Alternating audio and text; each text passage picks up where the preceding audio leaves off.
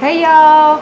Welcome to Dig It Homesteading, and I am Jamie, and today I want to share with y'all one of my family's favorite crock pot meals because it is a busy day and I don't want to stand in here cooking all night because I got fun things to do. So stay tuned, let's see what we make. Okay, so we are going to start with our chicken. I usually prefer boneless chicken for this.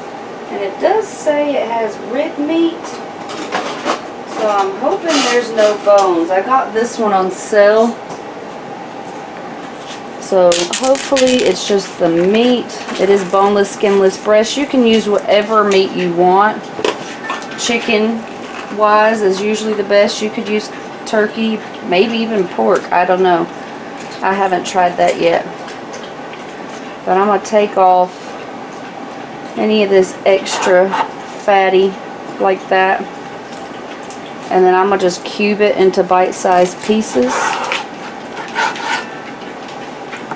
And I prefer to cut chicken that's partially frozen because it doesn't do the little wiggle at the end, and it just makes cutting it so much easier.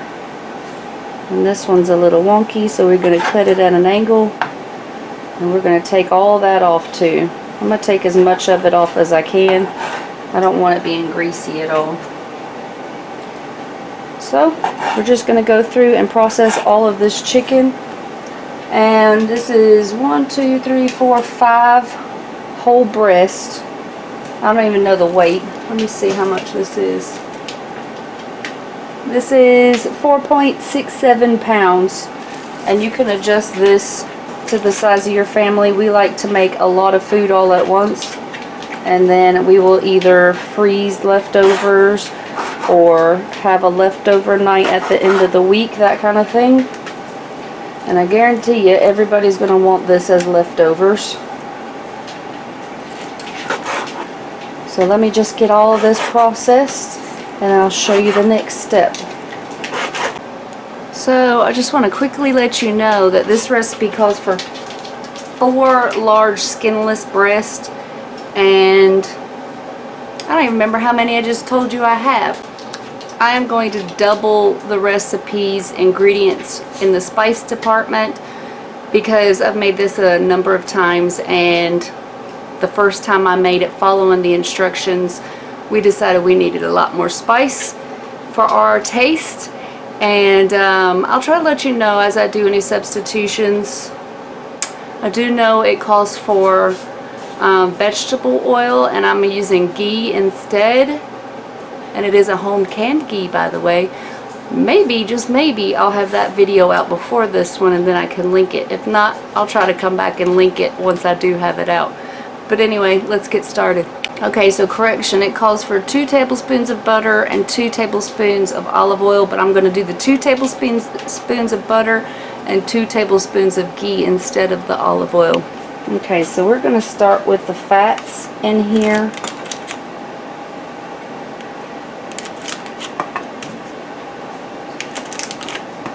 That's about 2 tablespoons, and we'll do the same with the ghee.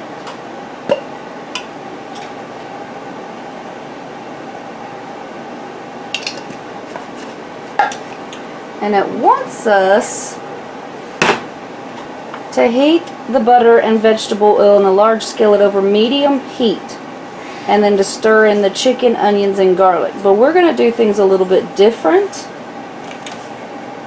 because it's just how I treat my Indian food. So we're going to heat this. I have it on high at the moment. I'm going to just get it up to temp while we add the spices into here, because I'm going to add our spices and we're going to add garlic and onion. Okay, so I have my pre-diced frozen onions here. It calls for 1 onion diced. We're going to do at least 1.5 onion diced, and I'm going to go ahead and put that in now.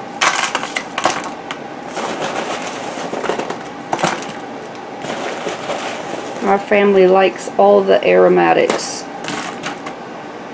So we're going to cook this about 5 minutes, because I want my onions to start breaking down, and then we'll add the garlic, which I have a little bit of this garlic, which is not my favorite. I like how convenient it is, but it's not the best flavor.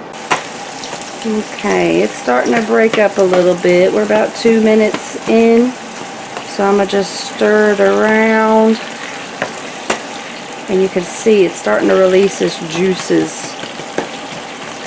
as well. Okay, so they've been going a little bit longer and they're starting to become translucent. So we're going to go ahead and add our garlic now. And again, you can adjust all of this to your family's preference. If you don't like onions, don't add onions.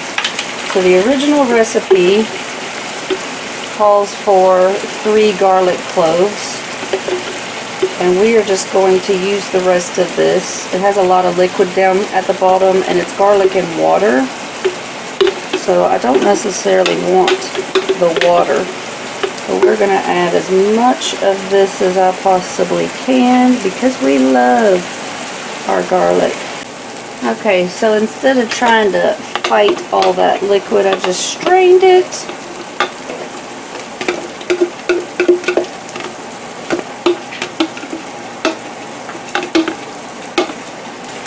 So I don't necessarily want all this to brown, so I turned down my heat while I ran to go strain that, but I might turn it down just a little more. You want your onions and garlic to cook for a little bit together, but we don't want to burn our garlic. Okay, so now we're going to add our tomato paste. And I do believe it's the whole can. Yeah. Yeah, 1 6-ounce can of tomato paste.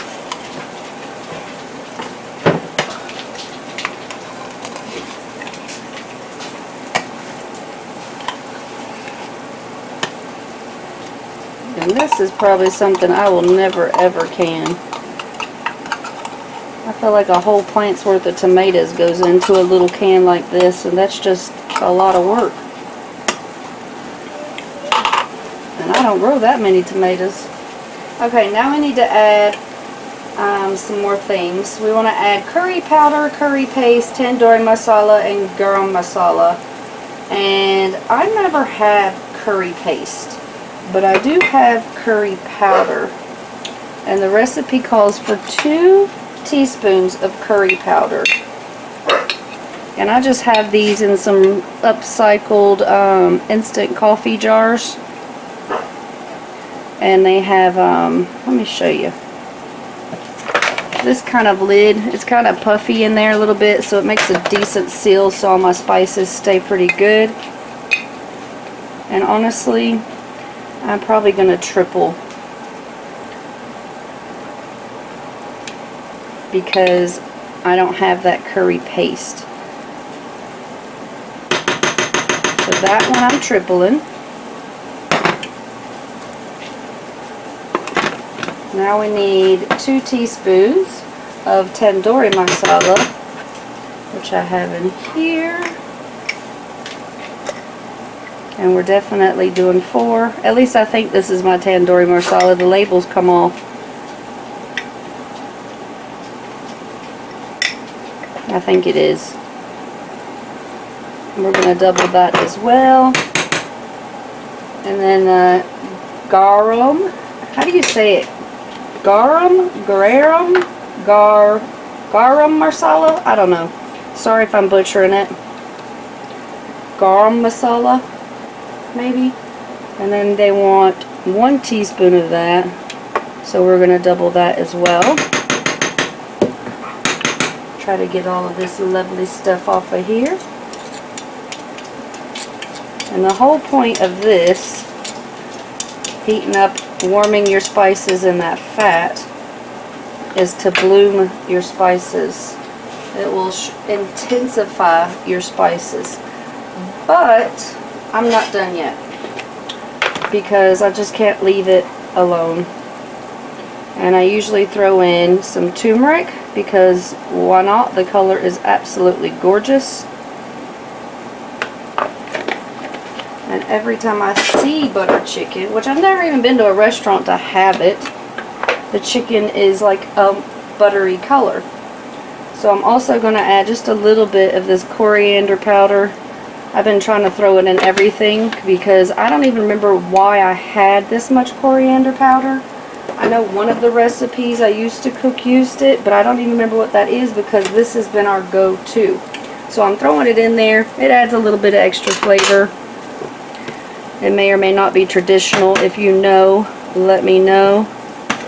And we're going to stir this stuff around and toast up our spices and get this tomato puree worked in. And we want to have no lumps of tomato paste.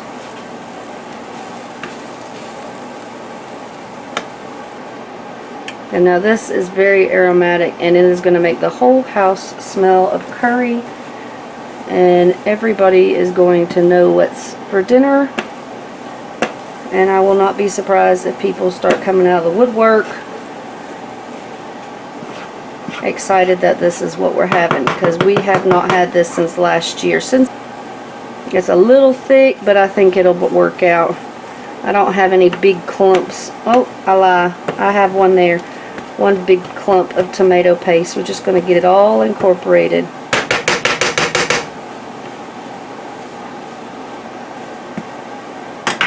And I don't usually like crock pot meals that you have to use the skillet beforehand, because to me that's, you know, still standing there cooking.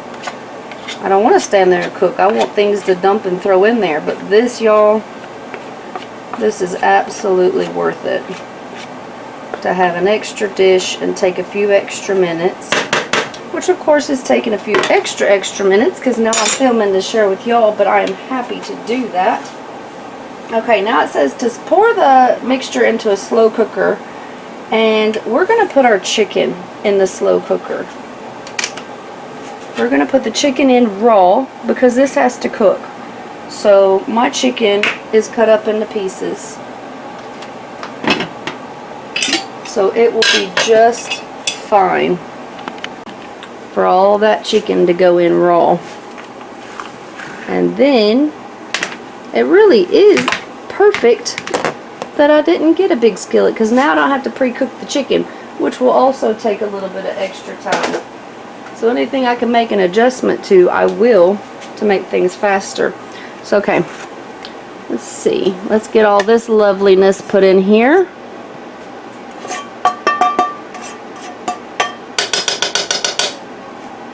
Okay, now we need to add in a few more things. We need to add in our cardamom pods. Cardamom pods. That would be great if I could speak. It helps, right? Okay, this calls for 15 green cardamom pods. Like that. And I think I'm going to make a change, which I did the last time. So I'll show you what that is. Cheesecloth. I'm going to make me a little bundle for my cardamom pods because, well, I guess technically they could be edible, but you aren't going to want to eat them. So I'm going to just cut a piece of this off and we'll make us a little bundle. And I'm sure y'all have noticed by now that all of my spices for this type of dish are in reused jars. That's because where I live, it is very difficult to come by any of these spices. We're going to say that's about 15, and then we're going to add a few more. So it takes me 20-30 minutes to get to the nearest place that will sell these kind of spices. So when I go, I buy them in bulk, and then I store them at my house so I don't ever have to run out and get stuff, which I need to take note. I should have doubled this, but this will work. Maybe we'll double it this way. Y'all don't look at my baggy technique, because it's suffering. But I'm going to try to double it so none of them pop out, because I do not want to be trying to fish out I don't know, 20, 30 cardamom pods. They're very fibrous, and you will know when you bite into those. It's not very pleasant. It's like hard okra. If you've had hard okra, it's kind of like that. But it adds great flavor, so I don't recommend skipping it. But anyway, we need to add that. And we need to add 1 14-ounce can of coconut milk. Is that shrinkflation? Probably. So we're going to add this now. And this stuff is so lovely.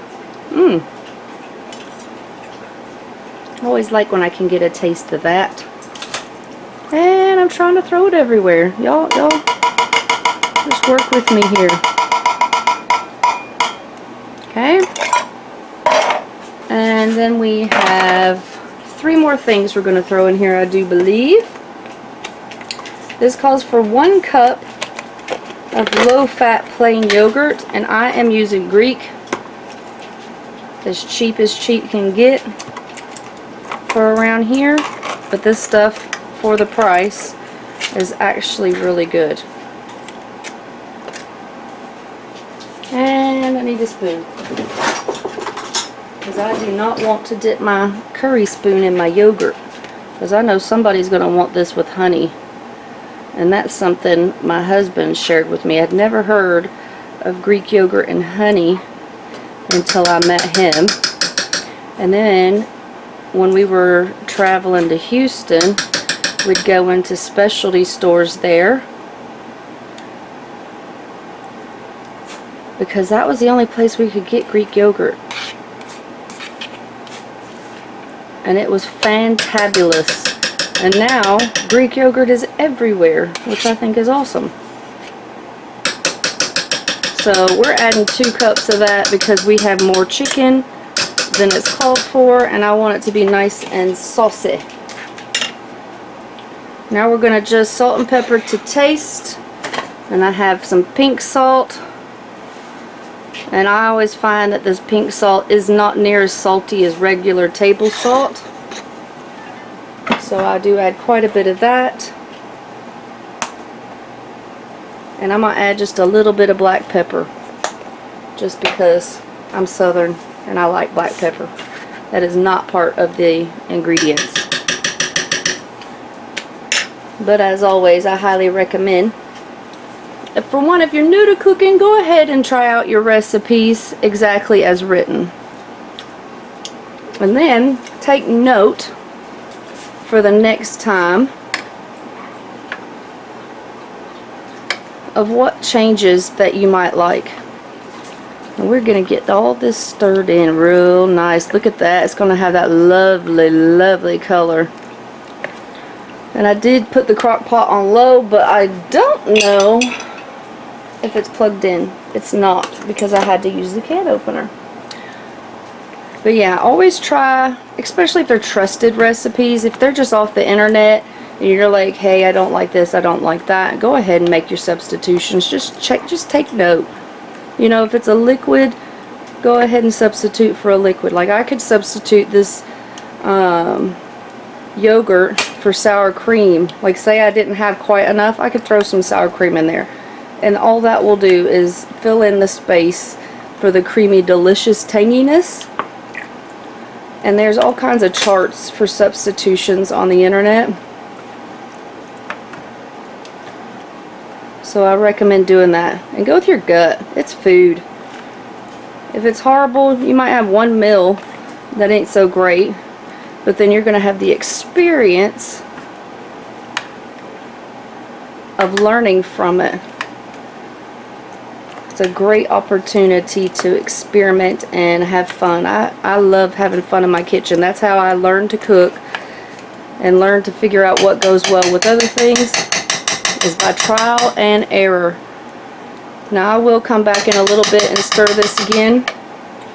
But as for now, we're just going to put this on high for 4 to 6 hours, or you can put it on low for 6 to 8 hours, basically until your chicken is tender and sauce has reduced in consistency.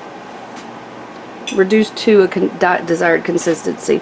This right here is fine for me. If it gets too thick, I'll add a little water or a splash of milk. Something along those lines. But I love it like this.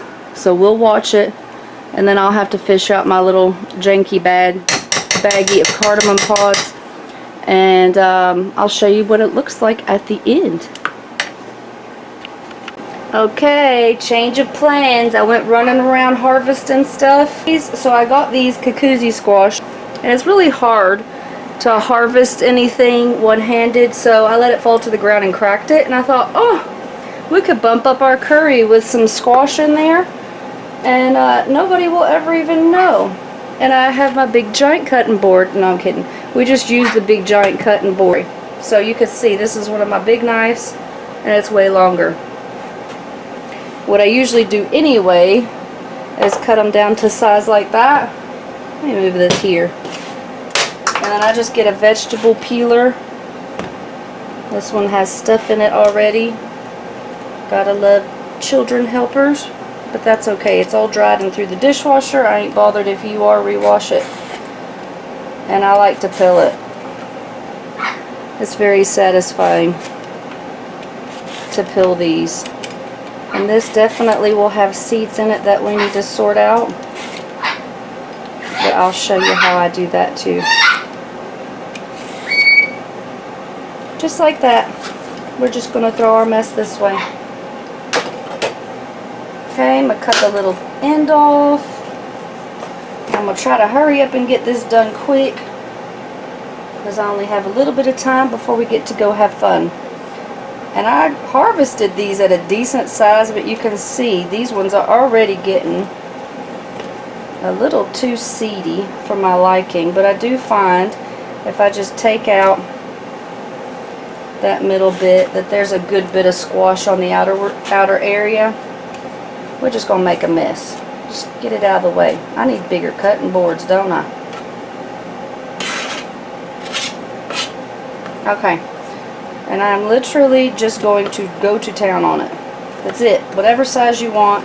This is great for soups and stews. And now I'm going to test it out in our curry. It does not have a lot of flavor. So if you don't like summer squash, like the favorite flavor of summer squash, this is definitely for you, because it takes on the flavor of whatever it is that you're cooking. Kind of eggplanty like. Not quite the same texture, but that's how I use it. Just to bulk up things where it has extra vitamins and nutrition. And I have grown it the past 2 years just because you can get so much food out of one plant. Which, by the way, it is a ginormous plant. Right now it's going up a 15-foot trellis. And we're just going to add it in. I'll probably do about double what I just stuck in there and stir it all in, and nobody will know. Also, something really cool that I'm figuring out about this plant, aside from chickens. Chickens will drive you nuts. That's why all this is coming in so late, because the chickens tore up my first round of them. So all of these, last year I had probably 30 squash that are like 2.5, 3 foot long. So I was giving them away. But anyway, what I'm finding is we have horrible squash vine borers, and they don't mess with this plant. So if you want a plant that makes a sort of squash, give this cucuzzi or cucuzza. It's an Italian squash. I think it's pronounced 2 different ways and spelled 2 different ways. Give this a try and see if the vine borers bother yours, because 2 years in a row my regular crookneck squash and my zucchinis all have gotten tore up by vine borers, and this has withstood. So we got home late and we were all starving, and this curry was the absolute perfect meal to have, and it kind of looks horrible now, but I can show you how much is left. So that's it. That's all we had left, and I didn't even think to film before we tackled it. So I'm gonna get all this packed up, and we should have plenty for left overnight, and nobody even noticed the squash in there, by the way. So yeah, over half of it's gone. Some people ate it with rice, and other people ate it with some tortilla because we don't have any naan bread. So naan bread is really good with this as well. Hey y'all, Jamie here, and welcome to Dig It Homesteading. And today I have a busy day, so I want to test out a recipe I thought of while I was trying to fall asleep last night. Let me know in the comments if you have those little thoughts before you go to sleep. So this is not tested, but we're going to try it out, and I'll let you know if it's good or bad at the end, or what I would do different next time. Alright, let's do this. Okay, so we're also going to try to do all of this one-handed. And yes, I have clean hands. I took these out to defrost a little bit, but they are still very, very frozen. So we're going to see how much that affects me. I might have to get a knife to break it apart. Let's see. Oh, yep, it's still solid. I'll be right back. Okay, so a butter knife, 2 minutes in the microwave, and a bunch of hand washes later. I have wedged this apart with a knife, but the white plasticky papery stuff, I was having a hard time separating it from the chicken, so I just put it in the microwave for 1 minute, checked it, and 1 minute again. And now I can get my chicken, at least in twos, into the crock pot. So I'm not going to be too particular. They probably wouldn't fit one more right here anyway, but we're just going to see. There we go. Maybe at a little angle like that so we can add some more ingredients on top. Okay, so another hand wash later. I literally treat raw chicken like it's contagious. On me, on any other surfaces, anything it touches, it has to be treated with respect because it can carry salmonella. So make sure you're watching things like that with your chicken as well. Alright, so I have got a giant bag of broccoli, and although this is a bigger crock pot, I don't know how much is going to fit, so I'm going to just leave room for a few more ingredients. Plus, we eat a lot of broccoli. I don't know if we have any more, so we're going to start with that. I might make an adjustments in a minute once we add some more, but I don't know. I kind of want to fit all of it because we could go through this whole bag of broccoli. That's one of the giant bags, and one meal with our family along with the chicken. But let's add some more stuff. Alright, got 1 block of cream cheese. There we go. And I am going to scrape that. Never leave any cream cheese behind. Next up, this random queso dip that I found in my cabinet. Gonna put it to good use. Alright, let's pour it in. And if you are eating lower carbs, some of these cheese dips can have higher carbs than others. This one I think is about 5 carbs per serving. And if you're not worried about carbs, pick whichever one you want. And I think this would be really good served over rice, maybe even some sort of pasta. But I'm going to get all of that out. No cheese left behind. I guess you could consider this my emergency queso. And now it was an emergency because I need to have dinner going. So that will come in handy for me. Alright, let's add some seasonings. I think we're going to go a little Mexican with this flavor. So we're going to add just a bit of taco seasoning. I don't want to go too crazy. I do want to be able to taste the cheeses. And we will add some garlic powder. Y'all remind me, I need to grow broccoli. I have never tried it, and we just eat so much broccoli. Probably because it takes up so much space in the garden. And I think I'll add some onion powder because this needs to be used anyway. Can you hear it? It's like a maraca. Humidity does odd things to your onion powder. So I need to crush it up and finish it up already. And I'm going to add some black pepper. And I'm going to hold off on the salt because that taco seasoning has some salt in it, I believe. And once I taste it at the end, we'll see if we need salt. Alright, I got everything scraped out in here. And I do recommend that you defrost your chicken at least a little bit more than I did. I mean, this is going to work anyway, but for the fullness of your crock pot, that way your chicken fits in a little bit better. I recommend having it that way. I'm going to call this done for now. I'm not going to add any liquid because the broccoli was frozen solid, the chicken's frozen solid, so it should make its own liquid down at the bottom. And I'm going to turn this, we're going to turn it on high, and we're going to let that go at least 4 hours before I come back on check on it. I might come back in. Y'all don't mind her. She knows I got food cooking in here.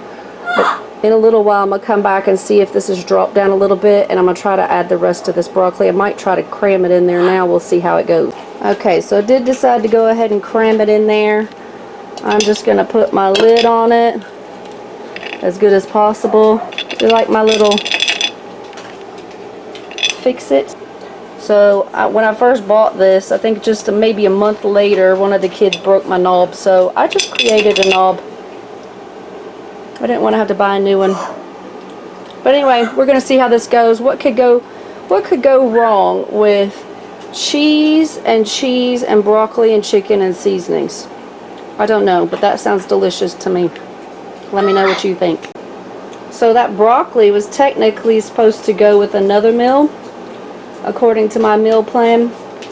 And if I get some time, I'll go ahead and throw in some footage on how I'd meal plan. I've never seen anybody else meal plan like that, so it might give you some ideas on what to do for you and your family. And I'm really hoping this works out well because all these items are items that I usually keep in stock. Like I said, gotta have some emergency queso. If you're Texan, then you know. But cream cheese, I almost always have at least one. Broccoli, there's usually some in the freezer. Chicken's usually in the freezer. So anytime I can have extra meals that are just kind of have ingredients around, that way if I don't feel like doing what I planned, I can do something different and know I have those items on hand still. Then I call those alternate items on my menu. So I'm hoping this would be a decent alternate item for my menu. Alright, so it's been about 4.5 hours. Let's do a little update and see if we can stir some of this around.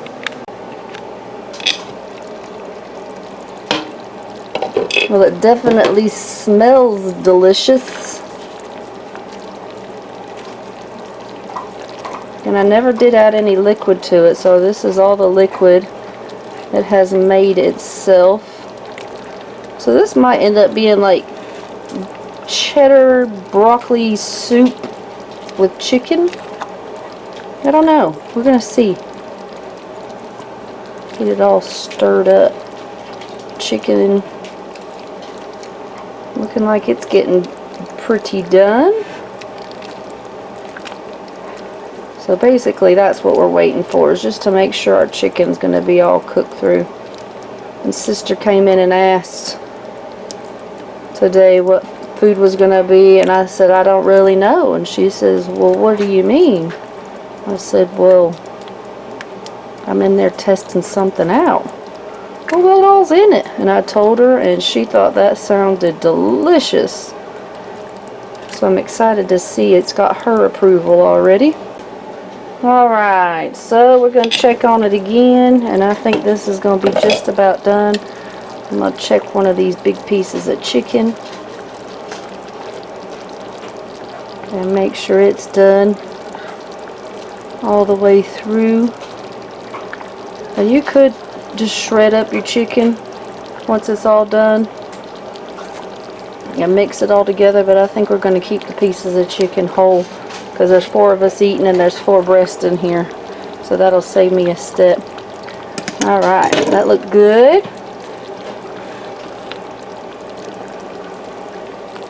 I'm going to stir it up. And I already got some rice cooked in the fridge. I always cook way more rice than we need. That way people can eat it with leftovers when they want. And then any leftovers I do something extra with. And I will show you that in another video. So since this is done, I'm going to cut it off, and whenever we're hungry we can come on in and eat. And I'll give it a taste test once I get it served up. Alright, so I'm going to just grab this breastus one-handed. And I'm going to serve it in a bowl because I'm not eating rice. And this very much looks like you can make it into broccoli cheddar, well, now it's broccoli nacho soup, which oddly sounds very delicious as well. Lovely and tender, but still moist.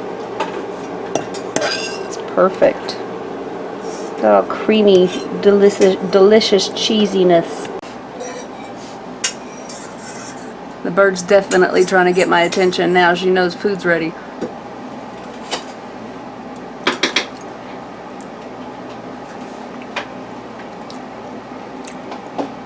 Wow, I'm quite impressed.